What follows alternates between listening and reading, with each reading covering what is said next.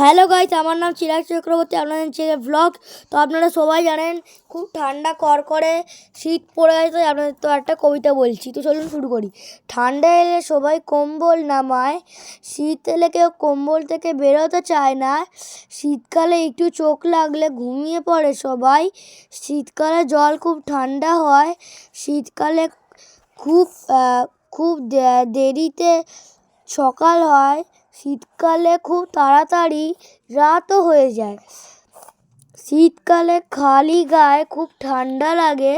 শীতকাল এলেই সবার শীতকাল এলেই পাখা এসি বন্ধ করতে হয়।